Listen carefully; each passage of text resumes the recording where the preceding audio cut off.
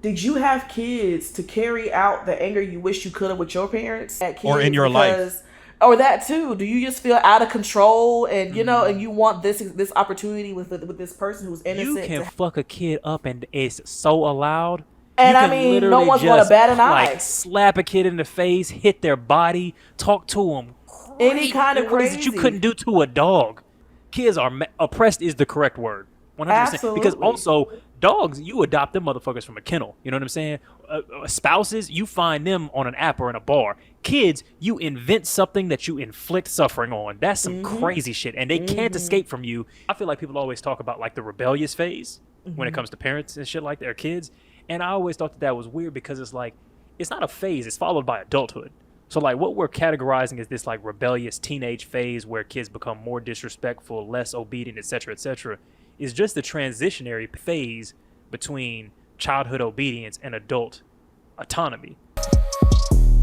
It's a red flag. I've had, I've had plenty of relationships with white people, friendships and romantic relationships. And don't cross your arms like that. Oh, no. I was listening. I'm listening. That was bad timing. No, because I saw Alvin do the and then you look like, I'm so sorry. That was so bad timing. I am so disappointed.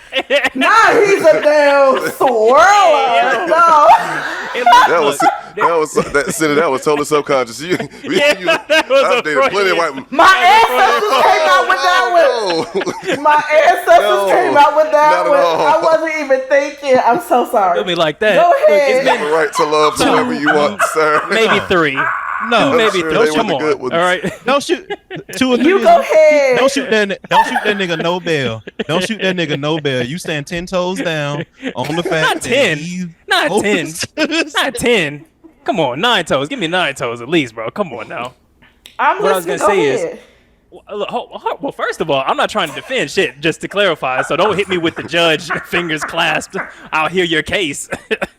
The point that I was trying to make was just that I do think, like, do we want to live in a world where we're capable of forming close relationships with white people at all? Because I think sometimes I've been let's talk friends, for instance. I've been friends with a white person and been like, can I fully trust you and be safe around you? And I've come to the conclusion in several situations that, like, yes, like you're my support system. Like we're really friends. Like you're my emergency contact type shit. And I wonder if there's space to be critical of the way that white people participate in racism, the way that they don't question shit, the way they are, happy to be a fair weather friend, but they're not really.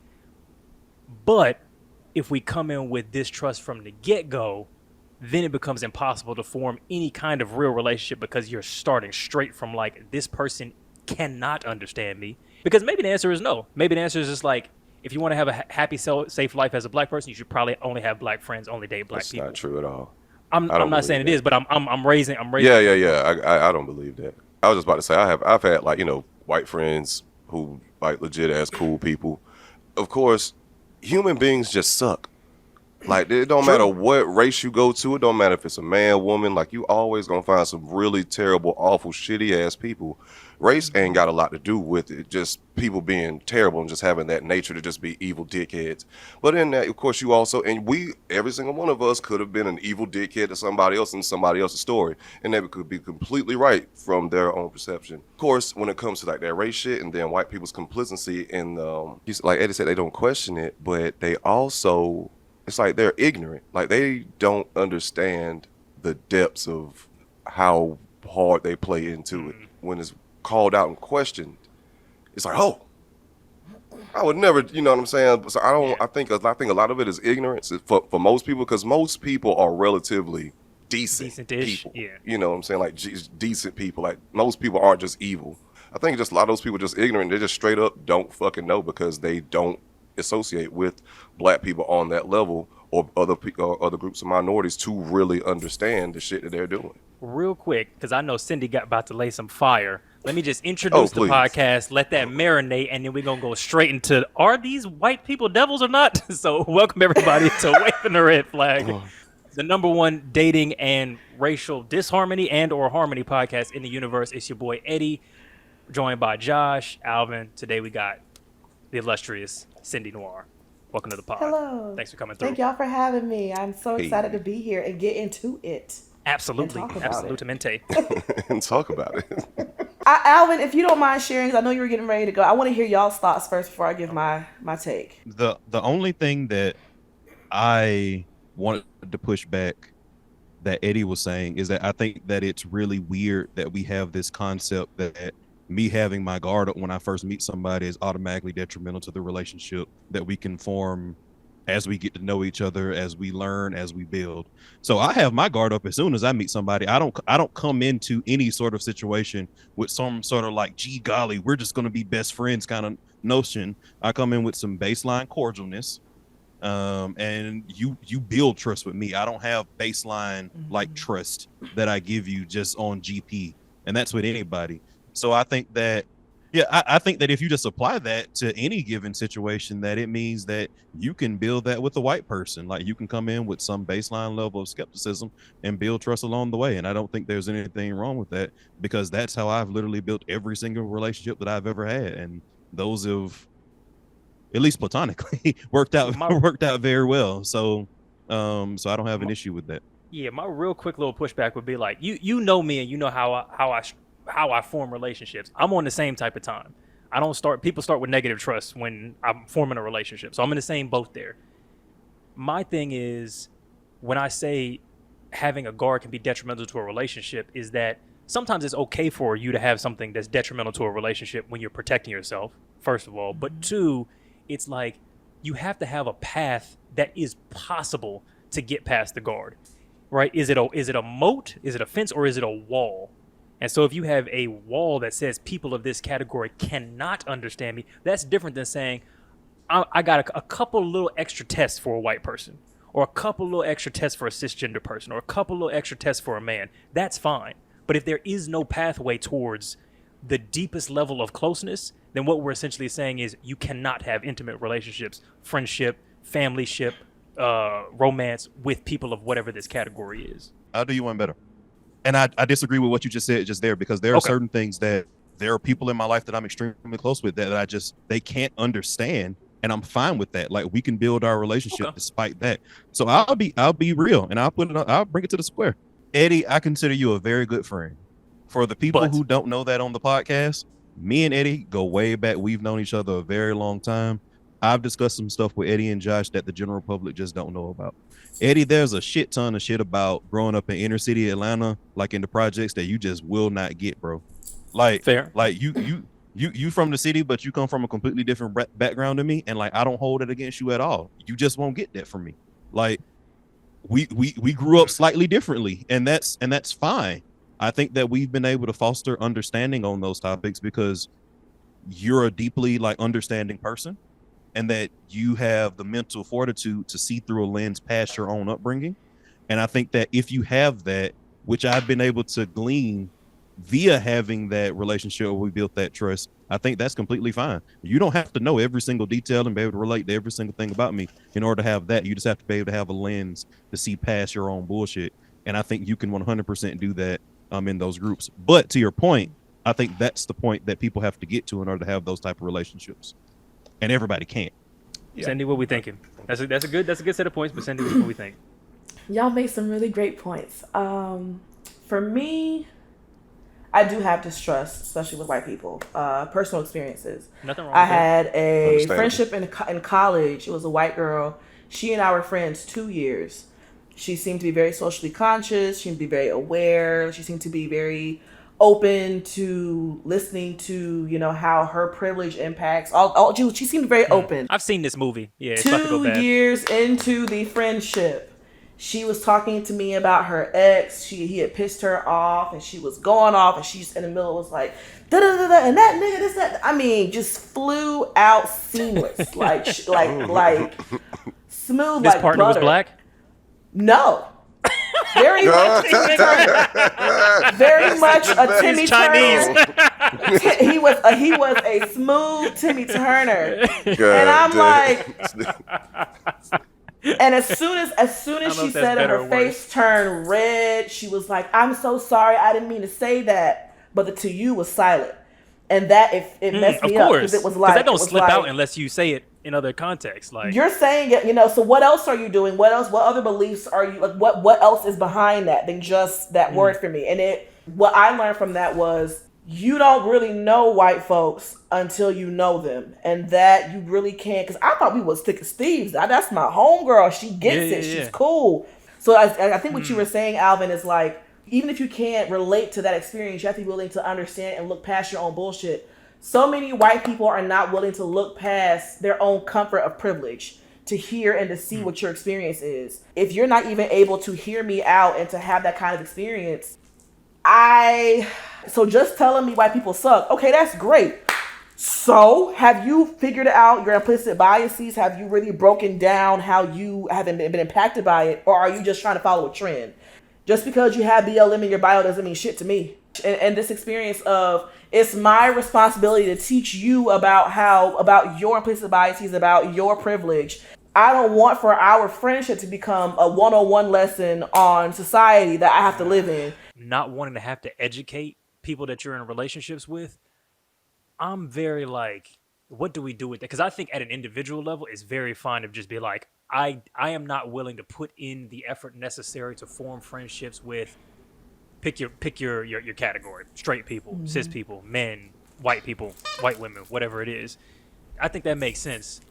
But I'm also kind of like, in some situations, that's just what the game is.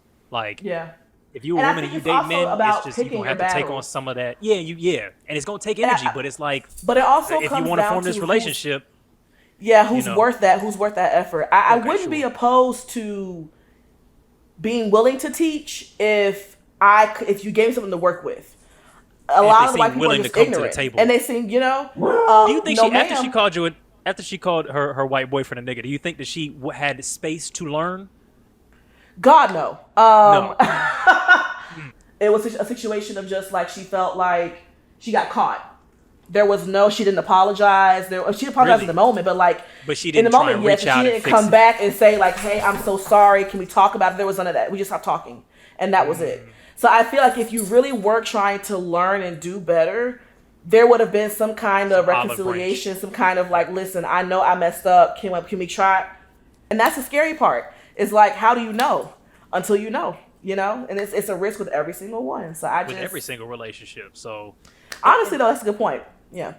So and like going back to something that Alvin was saying, that there are things that we understand that people were in relationships with along the lines of sexuality, race, economic status, or whatever, to where that the other person will never be able to understand a certain element of you. But I think if that element that they can't understand of you is like fundamental to your humanity, like in the situation you're describing, then that's a different situation. I think if that's the situation, you have to either be willing to go, here is a set of steps that this person can follow, which in your case is you have to be willing to engage with your own discomfort. You have to be willing to take accountability and apologize when you fuck up. And you have to be willing to reach out with an olive branch when you fuck up and show that you're willing to. Sure, if I'm the teacher, you got to be willing to show up to class. You can't ask me to teach you a bunch of shit and be mad when I do or say that your answer is wrong. Right. And I think if you put those things in place, then I'm like, I view everybody kind of has to concede on that. If you want to be in community with people that are historically your have privilege that exploits you or has, you know what I'm saying? If you want to have white friends, male friends, you kind of gotta have conversations with somebody, is my view. Or you just go, we're not gonna do this at all, which that's also fair. Everybody doesn't have to do it, but if you kind of gotta do something. There is give and take at some point. It's just about who's worth it, and it's about. It depends on how ignorant you are too, because there's some levels of ignorance with white people. I'm not touching that. I'm not dealing with that. I don't even want to. I don't even have the time. I don't want to deal with that. So it also has to do with how much work how much work have they done on their own. They're bringing to the table. That risk is in any kind of companionship you have with anybody. But the risk of befriending somebody who is the oppressor is a different kind of pain of like, I should have known better. I should have done that. I shouldn't have put myself out there like that. I should have known better than to befriend this white girl for 2 years. Like what was I thinking? How did I miss? What did I see? At the end of the day, when it comes down to it, y'all are loyal to each other still. Seeing white women who voted in this last midterm election, all of that is very jarring because not all of those people who voted for, the Republicans or whatever are knowingly publicly Republicans. So how do I know who is I who? feel like I can clock them off visual. You but can, maybe I don't know who you're what you're pressing in the voting booth. It's just you. And to see such a gap of white women vote for Republicans, knowing that we're looking at reproductive rights being stripped. A lot of y'all are lying. A lot of y'all are in these streets rallying behind, but then going behind these voting booths and I will say, like, imagine what the midterm election would have looked like had the Republicans not made the mistake of making reproductive rights a ballot issue, because that lost them a lot of white female votes. Yeah, because all the other stuff they were, like the black people, yeah. If you look at this past election, making reproductive rights a ballot issue during a midterm is why we were able to hold ground in Congress as Democrats. And I'll say that publicly, I'm a Democrat. If they hadn't done that, they were willing to look past all this other shit. All the other antics were completely above board as far as the average white American eligible. Yep, nope, all good. Wait, my womb. Hold on. Exactly. Wait a minute. Why are we going so fast? Hold on. I thought we was taking their rights, not my rights. What's going? What are we doing? And I think that's what I find so heinous about this whole reproductive situation is it's not until it began to impact you, because this has been an issue. As far as in black and brown neighborhoods, we've been having issues as far as reproductive rights and having access to reproductive rights. But now that your access is in jeopardy, now you want to vote different. Now you want to advocate. Now you want us to rally together and be women and fight together. But we've been dying in the stirrups for years now. Where's the rallying? Where's the advocating for that? The reality is y'all will be able to have your little 6 a.m. quick little clinic meetup, real sly on the fly. You'll be fine. We can't have that. Is it once you get your rights, you're going to turn over and go back to sleep? Or will you continue to fight for all of us to have rights? Because it just seems like history repeats itself over and over again. They will use all of our experiences to get themselves in check. And once they're good, they're good. Hop the fuck out. So why would I become your friend? Why would I befriend that? No, I feel you. And just to clarify, and after this, maybe we'll do a stupid topic. We'll see how the group feels. I was going to ask, you made a point about, I think you were referring specifically to black women dying more and having more mortality as a result of this. And the idea being seeking unsafe abortions or reproductive solutions, but not having the access because it's now illegal. You got to go. That's what you were referring to? Yes. Yeah. Not just from illegal abortions, but homicide. We're seeing upticks in women who are pregnant being killed by their partners, to the point where when we think about having kids, we're having to consider dying. It's a very legit and real thing. Our bodies aren't incapable of having babies.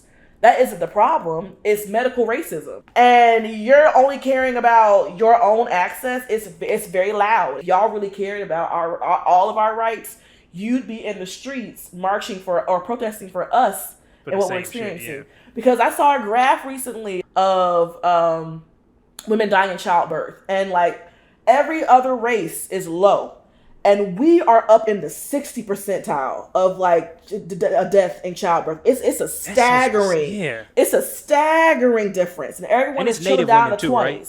Yes, I believe Native is a little bit higher too, but white and Mexican they're about neck and Asian, neck, but Hispanic, white, they're about the same. So how can you look at those graphs and still go in the booth and vote Republican? That's crazy. Yeah, and I think we got a fundamental shift within the country on what it meant to be Republican and Democrat. So you look at our most liberal people would probably have been Republicans, not that long ago, because the country's just shifted right. To a very drastic degree. My favorite Bill Clinton quote that I think I've said on here at some point when he took office and he was addressing Congress for the first time after the '92 election was, he said, there are no Democrats here. And I'm paraphrasing. He said, there are no Democrats here. He said, we have a room full of Reagan Republicans and we have a room full of Eisenhower Republicans, because that's how far we've moved as a country in general. So I do think that there are some Republicans that I'm thinking old school, Tuesday group Republicans, John McCain's, whatever. If you look at Mitt Romney versus Barack Obama, they differ from a policy perspective on 6 key things, but only 6 things. But I will say that when you start making the jump to these Republicans that literally make a core component of their campaign taking apart the personage of select oppressed groups. That's where I draw the line. So, you want to vote for Romney and OA, we can have a discussion. You want to vote for Trump in the last couple of elections? Nah, we ain't got nothing to talk about. Good point. All right, now we got a choice for the four of us.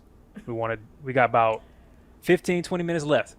We want to do some dumb shit, we want to do some serious shit, or we want to expand on some shit we already talked about. I'm on y'all time. I can go either way. We on yours, you know what I'm saying? Did y'all see this clip? You told me the other day that you feel like kids should disrespect their parents. Let me put that in context. How many of you guys in this room would like to raise your children to be strong-minded, independent-thinking, ambitious kids or adults, right? Part of that is confidence. Part of that is voice. Part of that is knowing I have value. The first place they practice voice is on you guys. My mother would say, Ellie, go do the dishes. And I would be like, why didn't you ask one of them? And that would get me popped. That would get you looked at. Actually popped, and I told you so. Yeah. Yeah. But if you're teaching your child to be confident, to be strong, to value their voice, they should ask those kinds of questions, and it allows you to parent them. They're practicing their voice. But that was in our era. Bro, in the 1900s, that was disrespect to me. I would never think to talk back. I would never even think to talk to my parents the way my kids talk to me. But it's like, as Ellie said, it's not disrespect.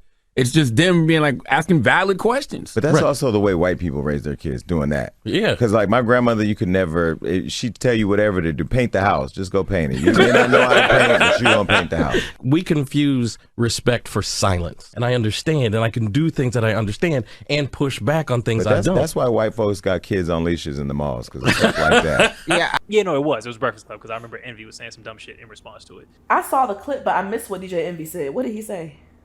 He said that it wasn't that dumb. Basically, his stance was that the therapist was, or whatever he was basically saying that children need to, in moments, push back with what we traditionally consider to be disrespect against their parents, because that's how they learn autonomy. That's how they learn to stand up for themselves in the world. That's how they learn to be thinkers critically about why they believe what they believe, why they do what they do. And it makes them, it builds trust in the relationship, because it's not just about, you should do what I say because you fear me. It's, you should do what I say because the things that I'm attempting to have us do are good for you, are good for the family, are in your best interest, et cetera, et cetera. And one dude, I forget, he's a light-skinned dude that's on a lot of podcasts. I forget what his name is, but he's well known or something. The gossip dude? I think so, yeah. Jason Lee, right? Yes, Jason Lee. Yes, Jason Lee. You. Jason Lee says, look, that's what some white people shit. In my day, if your mother told you to paint the fucking house, you went, fuck, all right, I guess I gotta get a paint can, and I guess I'd go do that, and everybody laughed at that. And then Envy said, no, sometimes I need my kids to do what the fuck I say, because I said it right then, and I don't want it to be questioned. That's where he was at. I disagree. Yeah, I agree largely with, I think it's actually very rare as a parent to be in a situation where you can't explain every little fucking thing. Yes, it's annoying. Like yes, it's fucking tedious. Mortal danger. If you're in a, I've said this before. How often are you in fucking mortal danger? But like mortal danger is the only time. And there was this scene in Bird Box that I remember referencing, where Sandra Bullock says to her children, "I need you to be quiet, and if you're not quiet, I will hurt you. Get your ass back in my house." And she didn't mean it like I'll spank you. She meant like I'll break a finger if you make any noise. And I'm like, that's a situation. If it's a zombie fucking apocalypse and you need immediate obedience with no questioning of the plan, like a soldier, cool. In the modern world, right? If you're a middle class, that is almost never needed from your kid. Never. When you say, hey, do the garden, hey, take out the trash, hey, thaw the chicken, any of that shit. Yes, it's gonna take twice as fucking long because you gotta explain it. You decided to have some fucking kids. It's inconvenient. You have time. Do it. Every time. Easier said than done. I don't have kids. That's why I don't have fucking kids, because I don't want to do that shit. So you had the kids. That's what part of the job is. So absolutely. I feel like bars. I don't know. I think parents have gotten away. Parents have gotten away with their authority not being questioned for a long time, and just then the power trip that is being a parent. Because I said so has been a staple in our community for a long time, and I always hated the response because I said so. Why? Like, I mean, my thing is, how did you agree to have how did you decide to have a child? children are clean slates. They don't know nothing. They don't know anything. So these whys, these questions are for them to develop understanding of their worldview and to shape their worldview. Because I said so is such a I never understood why I hated it as a kid, but as an adult I understand. It's a blockage to intimacy, I think. The intimacy of the parent and child bonding in a way of learning, why are you parenting me in this way? How is that how is it supposed to make me a better person? What is it supposed to do? Because when I'm asking you why, as a child, I'm not asking you as I disrespect you. I don't view you as respectful as something somebody I should respect. I'm asking because I genuinely don't know. And I really want insight onto why. And because I said so just blocks me out from gaining that insight and that closeness to you. So that's good. No, that's good. The intimacy. I never even would have thought of the like you're basically saying you and me can't be close. You can't see my thinking. You're not allowed to see who I am as a person because I said so. So you don't get to see why I think what I think or my view on the world or any of that shit. Do it because I said so.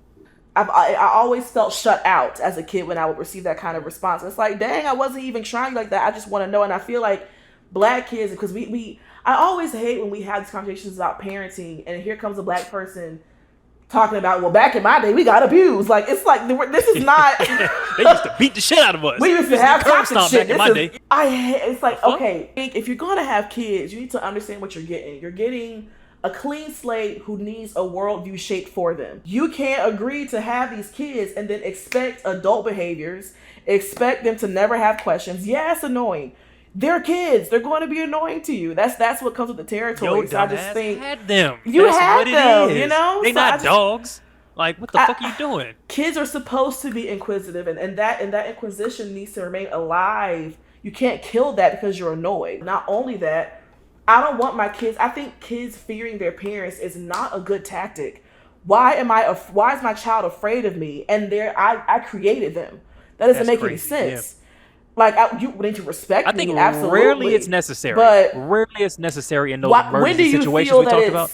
Okay, well, that's fine. In those but generally, if you respected me, though, if you respected me as a parent anyway, and we're in a dire situation, me telling you shut the hell up, you should respect that I'm saying that for a reason and shut the hell up, you know? But it shouldn't take you being afraid of me to do that. I don't think that emotional abuse, not at all. I just don't think that my kids being afraid of me, I don't need that. I think that parents have used that power trip to validate their tactics for so long, but it's ineffective long term. Your kids don't respect you, they're just afraid of you. And at some point, they're going to get big enough to where that fear is gone, and you never had respect for them to begin with, so what's left? Nothing.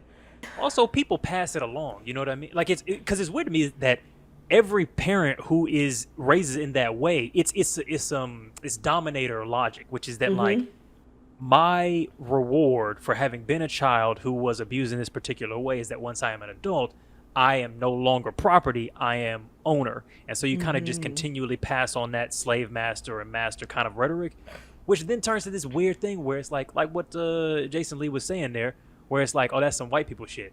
I always find that very weird when we're like, maybe we shouldn't beat black babies. Oh, that's some white people shit. What the fuck are we even talking about? That like not beating black children is somehow. But where do we get beating our kids from? That's some white people shit if you want to talk about it. So it's like, why are we? And they done move past. They don't do that with their kids, but we still do that with our kids. But we still do it with our kids. I also want to point out that I 100%, and Eddie, I know me and you have gotten into it about this. I 100% despise when people highlight something as a good parenting tactic and people say that's some white people shit, as if white people don't also do that. I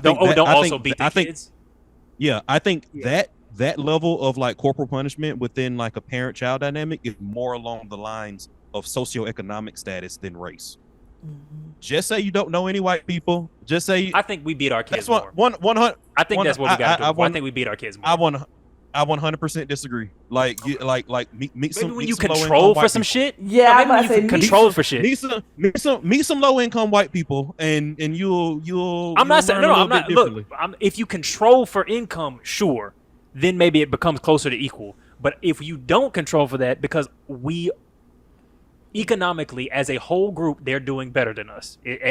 Please correct me if I'm incorrect on that. Okay, you are absolutely correct. So as a percentage, we be beating more of our kids. because more of us are poor. But to be fair, I do think as we start to get economic and financial stability and start to have some space where we're out of survival mode, we start to question those things, and you see black parents starting to break those generational curses. So that's true. But never when we talk about race do we purely control for income and then toss out a point. Like when we say, oh, black people are impacted by this thing because race is a de facto or proxy marker for economic conditions, we don't go, oh, therefore it's not racism. Like, no, black people experience poverty, and therefore we experience this thing. I imagine that we'll probably see that this is a little bit more nuanced, even if we actually looked at research and we weren't just speculating. Sure. But at the end of the day, there are tons of white people that beat their children. I've seen. I live in a predominantly white, in a white city. Like, I go to stores and I don't see black people anymore, which is kind of jarring. Being from Atlanta, they pop their kids in the fucking Target just like everybody would do at the fucking Piggly Wiggly on Cleveland when I grew up. Like, so I just hate this whole notion. I don't really see a lot of white people hauling off white kids, people, but I also don't. White people don't do this shit. Only black people do that kind of shit. Oh yeah, no, not only. I think when black we people say don't support their own like white people do. Like, I hate that whole fucking rhetoric. Okay, it's just so fucking I agree with you on that. But I think when people talk about some white people shit, they mean a particular kind of white person, which is that, like, they're not saying only black people do this and no white people do this. What they're saying is only white people do this following set of behaviors in a particular, you know what I'm saying? Like kids on a leash or frozen yogurt or whatever the fuck. Like, this is a particular white kind of thing. And that doesn't mean no black people do it, but it's like primarily a white people thing. I think there's a phenomenon there. I think that whenever we say that, we're tending to liken things like softness, vulnerability, connection to whiteness, and that's what I have an issue Exploration, with. Exploration, adventure, trying new shit, seeing your kids as human. It's like, why are we likening that to whiteness? That's some white people shit. He's not killing people. So then it means it begets the question of, so then what is blackness to you? But I just think that whenever we liken these things to white people shit, you're really shitting on us at the end of the day. Like, you're really talking about, you're showing just how little you view a blackness. I think that's more of a telltale sign than anything. So yeah. I also think that there's like, so what if the kid is disrespectful? Because you were saying before where you were like, I'm not asking, out of disrespect. I'm just curious. I'm like, no, I was asking out of disrespect. I don't want to paint the fucking house. Why? Yeah. You gotta explain to me. I'm not doing that bullshit. Like, and that is also an okay thing. And they're open to having that. Yeah. Right. And sometimes it might be, look, kid, love you. You got to do this. This is what we need to do to run the house. And I've explained it as much as I can. You might still have to make the kid do it. Like, I understand that. But to act like a person going, I don't want to do this shit is somehow unallowable. Let's say it is disrespect. Sometimes kids gonna be fucking disrespectful, like real disrespectful. Sometimes gonna say, "I fucking hate you, mom," or whatever the fuck. That's a person. Come on, let it rock, or not let it rock, but like we acting like, because you're not mad about the you're mad because you think this person is not allowed to speak to you a certain way. But I also feel like that's what's going on. When adults think like that, I really feel like, did you have kids to carry out the anger you wish you could have with your parents? Like, is that why you want to be in charge, or in your life, or that too? Or in your life, feel out of control, and and you want this opportunity with this person who's innocent to have that kind of power over? Because there is a huge power trip or potential for power tripping in parenting. This person can't fend for themselves. I've heard therapists say that children are the most oppressed group of people because they don't have a voice the way the adults have voices. So if you can fuck a kid up and it's so allowed. And I mean, no one's going to bat an eye. Like, slap a kid in the face, hit their body, talk to them. Any kind of crazy. That you couldn't do to a dog. Exactly. And it's just allowed. Kids are oppressed is the correct word. 100%. Absolutely. Because also, dogs, you adopt them motherfuckers from a kennel. You know what I'm saying? Spouses, you find them on an app or in a bar. Kids, you invent something that you inflict suffering on. That's some crazy shit. And they can't escape from you. Maybe if CPS comes to get them, they put them with somebody that's even fucking worse. Yeah. So it's like, what a horrific situation. They are a very oppressed. They're a very oppressed group, and I feel like, especially in a black family, we have not experienced a certain level of intimacy in the parent-child relationship for a long time. I think that for a long time, parent-child intimacy has been, or that relationship has been, I keep a roof over your head, I feed you, I bathe you, I clothe you, you're good. But there's a potential for a lot more closeness that I don't think we've seen in a large scale in our community for a long time. Which I hope we're starting to change as time goes on. I think but we yeah, get too connected to that, like a certain kind of tradition to where we don't even want to like entertain the possibility. Like, what if you were closer to your children? Like, what if you were one of their little friends? You know what I'm saying? Like, would that be so bad? You know what I mean? What is so bad about that? Honestly, is it a bad thing to want to be your child's friend in a certain degree? Actually, I will say.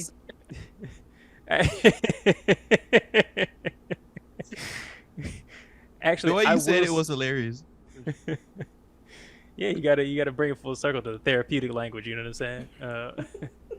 Occasionally, my son, you will find out as a result of having fucked around. This is the Nigalations 11:12. No, I think being friends with your kid is a bad idea. I think like early on, you're here to raise them, because I think friendship is, to be fair, sometimes friendships can have like a mentorship vibe. You know what I'm saying? Like, because I've got lots of friends that I consider to be smarter, more accomplished, better than me at certain things, and I definitely look to them for like, hey, how do you do this? Like, how did you learn how to do this, etc., etc. But that's probably more like an older sibling kind of vibe than it is a parent. I feel like with a parent, you can't really expect anything from, you shouldn't expect really almost anything from your kid. It should primarily be a mostly one-way relationship until they're maybe older, until they're over 25, 30, I would say maybe.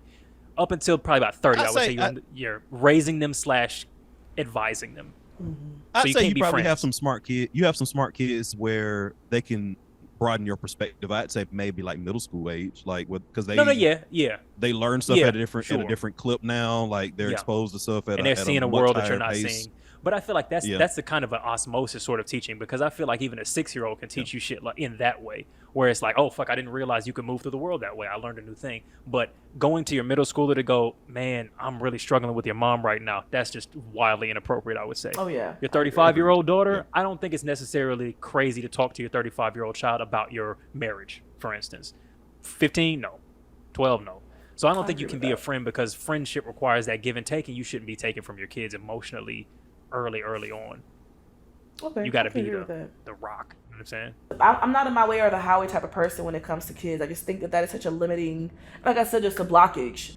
I don't know. I understand that as an adult you have more insight than a child might, but if you're trying to raise, you don't have a child. You're raising a human who will be an adult one day. This child thing is temporary. So being so caught up and you must respect me as a parent, you're robbing that child of the experience of figuring themselves out in the proper ways, in my opinion. So, that's how I see it. I had one little more thing, and I was gonna say, and then I'll close it out. Oh, I was gonna point out that I feel like people always talk about like the rebellious phase when it comes to parents and shit like their kids, and I always thought that was weird, because it's like it's not a phase; it's followed by adulthood. So like what we're categorizing as this like rebellious teenage phase where kids become more disrespectful, less obedient, etc., etc., is just the transitionary phase between childhood obedience and adult autonomy. Like that's what's happening. They're moving into not being your property. That's not rebellion. That's like that's revolution. You know what I'm saying? A rebellion gets squashed. Revolution, you have a new society after that. This is now a grown adult person that doesn't live under your roof or follow your rules or whatever. That's not a rebellious phase. That was somebody becoming an adult. So I always thought that was a weird little thing. Yeah, I also feel like the teenage years tell on how close of a partnership you have with your parents. Like, I think part of that rebellion is parents realizing that they weren't that close to their children to begin with. Because, I mean, growing up, I wouldn't say that I had much of a rebellion, because my mother and I were close and I respected her. She had my respect my entire childhood and my entire life. So I felt no need to defy. Yes, I was becoming my own adult, but I didn't feel the need to do it at the expense of her respect per se. But I think that a lot of these parents raise their kids in an authoritarian style. And then as the kids become older, bigger in size, whatever the case may be, that tactic doesn't work anymore. And the parent doesn't have any other tactic or way of controlling their kid. So now the kid's just rebelling. kids are supposed to push back and, you know, push boundaries. That's the point, especially at that age. But if y'all had that level of foundation of trust and respect, would it still be that intense and would it still be a rebellion? I don't know. If you provide the space where you're not fucking constantly pushing down on them. It's like, oh yeah, no, the kid's doing some new shit now. Like, like, homeboy, I wouldn't have colored my hair that way. It looked kind of dumb to me. But I'm gonna keep that to myself. I'm not gonna tell them that. Yeah. Because I know our future kids they're gonna be weird as shit. Because my kids are gonna be unconventional as hell. I already know. One thing I'm afraid of, I'm afraid that my kid is gonna circle back around, like gonna be so unconventional to me that they just circle back around to being regular as hell. And it's like, what if I have a kid who's just like a football player, just straight laced, like, yeah, and I'm like, oh damn, this nigga bullying jock. me. Let's go, yeah, exactly. This nigga, I do my best. Give me a noogie. I do my best to not like imagine my kids. I don't want to put my kids into any kind of box before they get here. But if I have some unfunny kids, send them back. What are we going to do? Lame as hell, boy. Lame. I don't want no square ass kids. Like, oh my god. Just roasting this kid. He's like, Mom, I don't. That's really rude, actually. Shut your little ass. Oh, bald head boy. He 2 months old. He don't have no hair. He just no teeth having ass boy. I pray I have some funny kids, but yeah. Yes. Well, look, folks. If you see your white homegirl, supposed homegirl, calling her definitely Caucasian white man a nigga in conversation, you might be seeing a red flag. But at the same time, if you treat your kids like property, it's probably you that's waving the red flag. It's been Waving the Red Flag podcast. It's been Eddie, Alvin, Josh, joined today by Sydney Noir. Let the people know what what you got going on, what they need to buy, because I know you got inventory. You got inventory to move, so let them know what's up. Appreciate it. If y'all need a bonnet that does not fall off your head when you sleep at night, come holler at your girl. If y'all need natural foam shampoo for your edges, because it might be a little crusty, I need a little bit of refreshing, come holler at your girl. Y'all can follow me on social media, TikTok, Instagram, Twitter, at the Cindy Noir. Same thing across all platforms. And yeah, I think that's it. Thank you guys so much for having me. I enjoy talking to men who are smart. I appreciate that. I don't know which men you. Well, we do have Josh and Alvin, so I appreciate you talking to them niggas. Really, Alvin. Yeah. Alvin is a smart motherfucker. That is fair.